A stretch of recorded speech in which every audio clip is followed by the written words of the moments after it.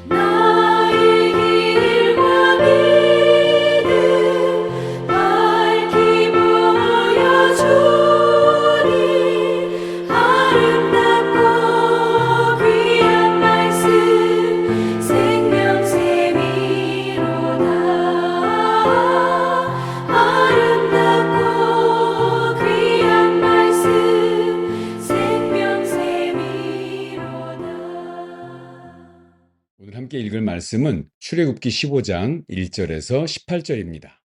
제 15장.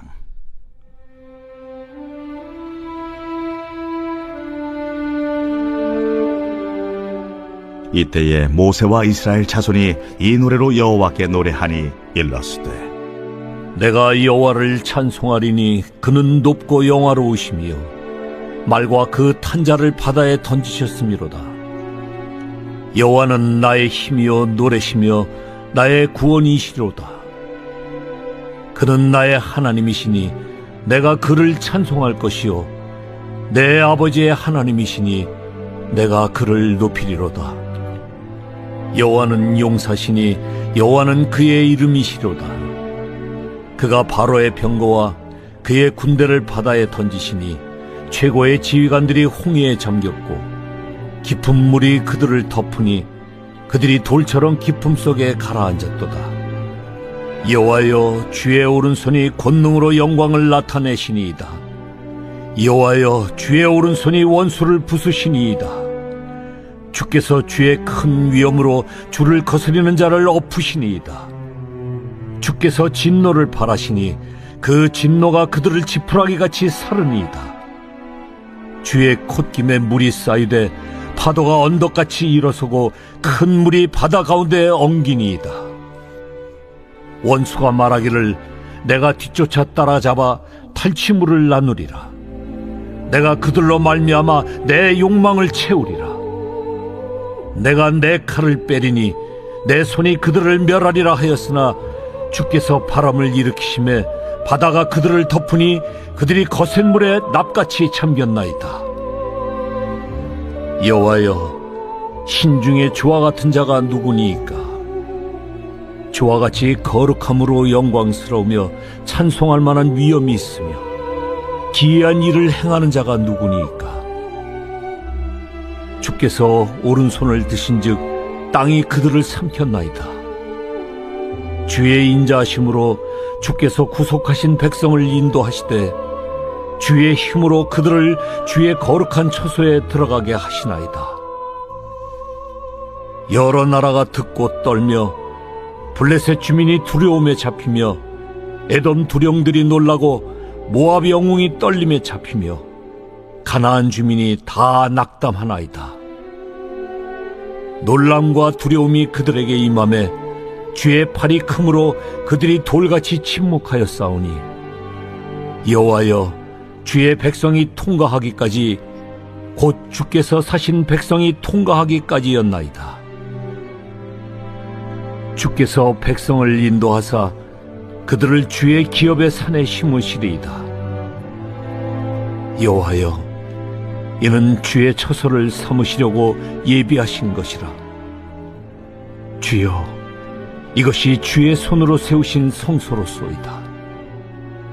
여호와께서 영원 무궁하도록 다스리시도다. 출애굽기 14장 말씀이 홍해에서 이스라엘이 애국 군대로부터 구원받은 내용이라면 15장 말씀은 동일한 이 홍해 사건을 노래 형식으로 찬양한 그런 시입니다. 15장은 크게 두 부분으로 나눌 수 있는데요. 오늘 본문인 1절에서 18절까지는 모세의 노래입니다. 그리고 19절부터 21절은 미리암의 노래입니다. 모세의 노래는 여호와로 시작해서 여호와로 끝납니다. 믿음은 영원한 미래를 두려움 없이 볼 수 있게 합니다. 이스라엘은 하나님이 절대 주권을 가지시고 전능하시고 불변하시고 영원하시기에 여호와의 다스림이 영원 무궁하다라고 찬양을 하고 있습니다. 자, 그 중에서도 백미는 오늘 설교의 제목으로 삼은 출애굽기 15장 11절 말씀입니다. 여호와여, 신중에 주와 같은 이가 누구니이까? 주와 같이 거룩함으로 영광스러우며 찬송할 만한 위엄이 있으며 기이한 일을 행하는 자가 누구니이까? 지금까지 애굽의 우상밖에 모르던 이 사람들의 입에서 여호와만이 참신이고 여호와 같은 신이 없다고 노래하고 있으니 이 얼마나 놀라운 찬송입니까? 그런데 이 다음 내용이 우리를 심히 당혹하게 합니다. 이 놀랍고 감격에 찬 노래를 부른 지 3일 만에 이스라엘 자손은 수르 광야에서 물이 없다고 하나님을 원망하고 또 이 모세에게 불평을 쏟아놓습니다. 한 달이 지난 것도 아닙니다. 한 주도 아닙니다. 불과 3일 전에 하나님 같은 분은 없다고 진심으로 고백하고 노래했습니다. 그런데 그 고백과 감격이 다 어디로 갔습니까? 사랑하는 여러분, 하나님은 왜 이들을 물이 없는 수르 광야로 인도하셨을까요?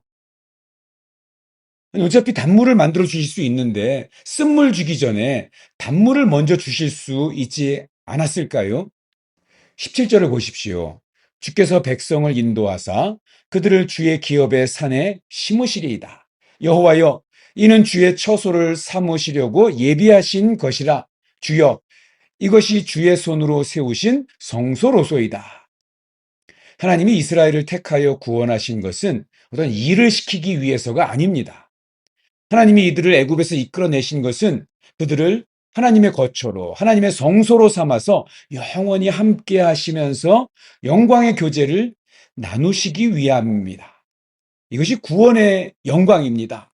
신자의 영광은 이전보다 더 잘 살게 되고 건강해지고 이 정도가 아닙니다.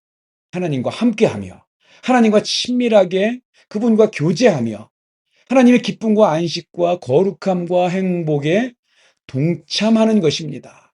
하나님의 성소가 되는 것입니다. 그런데 이것은 하루아침에 되는 것이 아닙니다. 하나님은 이들이 아직 하나님을 기뻐하며 즐거워하지 못합니다. 기적을 보면 잠시 하나님을 노래하지만 마실 물만 없어도 불평하는 자들입니다.